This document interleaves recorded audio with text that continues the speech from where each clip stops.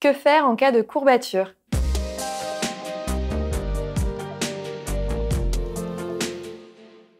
Je m'appelle Alexa Cornu, je suis préparateur physique experte en physiologie féminine. J'accompagne les femmes depuis 2010 et dans cette vidéo, je vais vous parler de comment est-ce que vous pouvez faire une fois que vous avez des courbatures.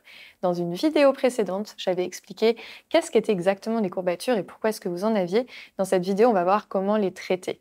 Mais avant ça, n'hésitez pas à vous abonner à ma chaîne pour être au courant à chaque fois que je sors une nouvelle vidéo. Maintenant que les courbatures sont là, vous avez mal partout, qu'est-ce que vous pouvez faire? Première chose, ça va être l'hydratation. L'hydratation va vraiment permettre de drainer l'ensemble du corps et ça va vous permettre de faire circuler les fluides. On a vu dans la vidéo précédente que les courbatures étaient des lésions au niveau du muscle et que ces saignements venaient se réparer et que c'était à ce moment-là que l'on ressentait les courbatures. Pour venir se réparer, eh bien, on a besoin d'un apport en sang et donc plus vous avez une bonne circulation de vos fluides dans votre corps, plus vous allez avoir les courbatures qui vont passer rapidement. Donc je vous invite à vous hydrater avec de l'eau au maximum. Évitez les diurétiques comme le thé, le café qui vont avoir tendance à vous déshydrater de l'intérieur et à augmenter les risques de courbatures. Maintenant, en plus de l'hydratation, ce qui va être vraiment important pour ne pas avoir de courbatures et les faire disparaître le plus rapidement possible, c'est le mouvement. Effectivement, quand on a mal partout, on se dit « Ah, je peux plus bouger, j'ai mal partout, je vais rester à rien faire », et bien c'est la pire chose que vous pouvez faire. Puisque pour se réparer, votre corps a besoin d'avoir une bonne circulation sanguine. Et pour avoir une bonne circulation sanguine, vous avez besoin de bouger. Donc je ne vous incite pas à venir faire des exercices explosifs et intenses par-dessus des muscles qui sont déjà endoloris de courbatures, mais en revanche, je vous invite à bouger, marcher, nager, déplacez-vous au maximum à vélo, levez-vous toutes les heures si vous avez un travail qui est sédentaire, mais ne restez pas assis sans bouger, c'est la pire chose que vous pouvez faire si vous avez des courbatures. Maintenant, en plus de l'hydratation et du mouvement, il y a d'autres petites astuces. Par exemple, vous pouvez mettre du chaud sur un muscle qui est endolori, ça peut le soulager. Vous pouvez également prendre des bains bien chauds, ça peut vous détendre musculairement. Rajouter du sel d'Epsom dans le bain qui est riche en magnésium, qui va permettre de favoriser la récupération musculaire. Et puis, bien évidemment, l'alimentation. Je suis obligée de vous en parler, hein. Il y a des fois des muscles qui sont très douloureux, courbaturés, parce que c'est le repas post-entraînement qui n'a pas apporté suffisamment de nutriments. Et au final, c'est ça qui fait que vous avez beaucoup de courbatures.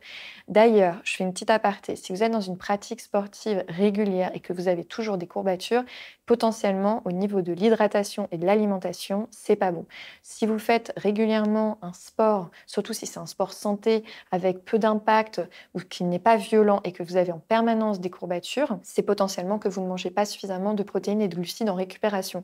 Donc même si vous vous entraînez le soir, c'est très important de manger des glucides, donc des féculents, de la famille des sucres, après votre entraînement. Et les protéines sont indispensables puisque ce sont elles qui contiennent les acides aminés qui vont permettre de réparer votre muscle. Donc les protéines et les glucides, vous devez en consommer systématiquement après votre entraînement. Et si vous ne mangez pas dans les 2 heures qui suivent votre entraînement, faites-vous une petite collation avec par exemple un fruit et des amandes. Ça va vous apporter les protéines, les acides aminés dans les amandes et puis ça va vous apporter les glucides dans les fruits. En plus, vous aurez énormément de fibres dans ces 2 aliments. Donc je vous invite vraiment à faire attention à votre alimentation post-entraînement et pour bien récupérer, votre corps a absolument besoin d'avoir les nutriments pour réparer votre muscle. Enfin, le corps se répare également pendant son sommeil et donc faites attention à votre sommeil si vous vous entraînez beaucoup ou en tout cas évitez de veiller tard les jours où vous vous entraînez de façon à avoir un sommeil récupérateur qui va aider aussi les muscles à récupérer et donc ça va vous éviter d'avoir des courbatures qui traînent trop longtemps et ça va permettre de les faire passer beaucoup plus vite. Enfin, souvent quand on parle de courbatures, on parle également d'étirements. Sachez que les étirements sur les courbatures même, c'est pas forcément ce qu'il y a de plus intéressant. Au contraire, quand vous avez des courbatures, en fait, vous avez des micro-lésions. Le fait de venir tirer sur ces micro-lésions va avoir tendance à les augmenter.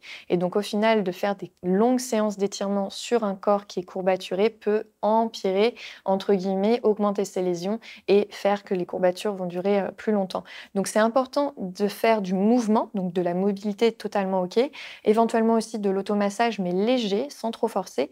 Par contre, les étirements longs qui vont permettre de travailler sur l'élasticité de votre fibre musculaire, il faut les faire en dehors des séances d'entraînement explosif et quand vous n'avez pas de courbature. C'est un excellent moyen de faire du préventif pour avoir une bonne élasticité musculaire et éviter que votre muscle ne se déchire. Par contre, quand les déchirures sont présentes, que vous avez les lésions et que vous avez les courbatures, le mouvement suffit, pas besoin de tirer dessus, ça peut être délétère pour votre muscle. J'espère que tous ces conseils vous auront aidé. Je vous invite à vous abonner à ma chaîne pour avoir encore plus de conseils et puis n'hésitez pas à me laisser un commentaire pour me dire ce que vous en avez pensé. Je vous dis à très vite pour une prochaine vidéo.